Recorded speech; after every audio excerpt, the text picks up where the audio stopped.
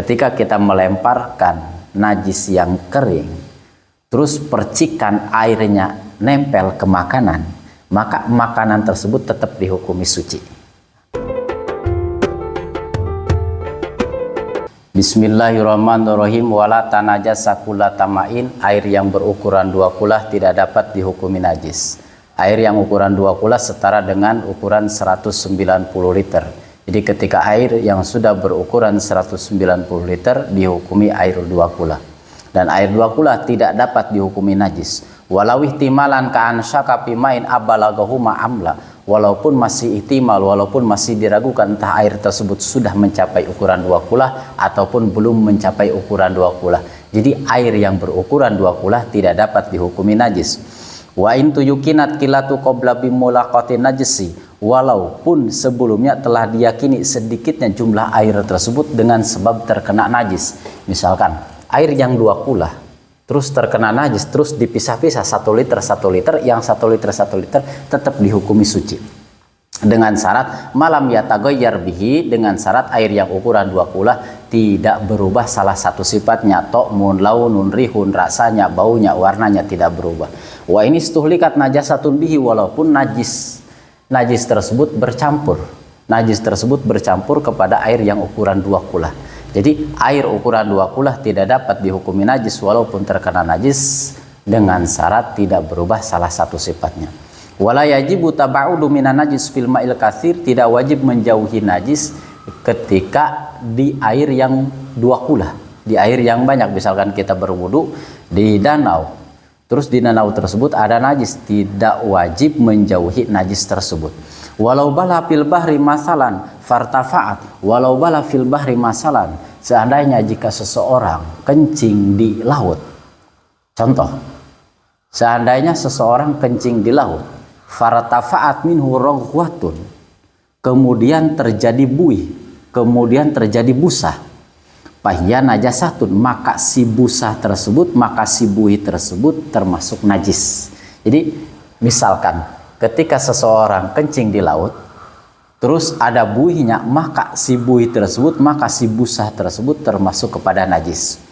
Intahaqaqat anaha, buih tersebut dihukumi najis bila buih tersebut dari air kencingnya, bukan dari buih ombak-ombak laut. Buih tersebut memang diyakini bahwa buih tersebut dari datiah kencingnya, maka si buih tersebut dihukumi najis. Au minal mutaghayyir ahadu awsofi biha, ataupun dari yang telah berubah salah satu sifat dengan sebab air kencing tersebut. Contoh misalkan air yang 2 kulah, terus ada yang kencing di dalam air 2 kulah, terus ada buihnya, maka si air tersebut yang ukuran 2 kulah jika berubah salah satu sifatnya maka dihukumi najis. Tapi kalau misalkan kencing di laut, ya gak bakalan berubah salah satu sifatnya.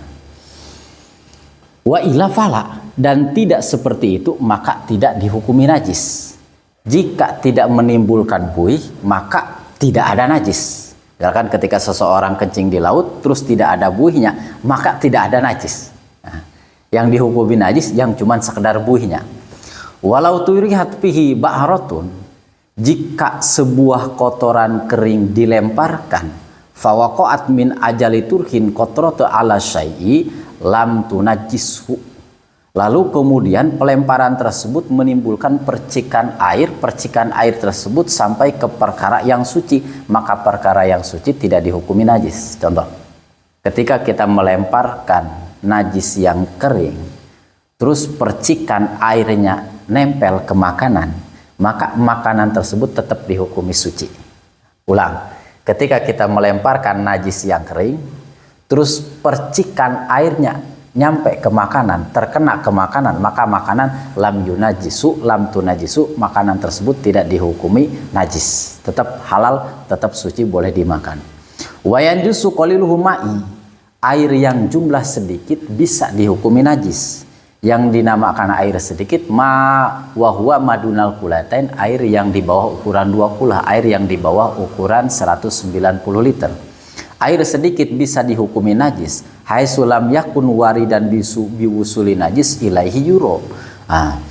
Bila air tersebut tidak dialirkan sebab memasukkan najis pada air tersebut. Contoh misalkan air 1 ember yang di bawah 2 kula. Terus mencuci pakaian yang terkena najis, tapi mencucinya dimasukkan, maka air yang di bawah 2 kula tersebut dihukumi najis.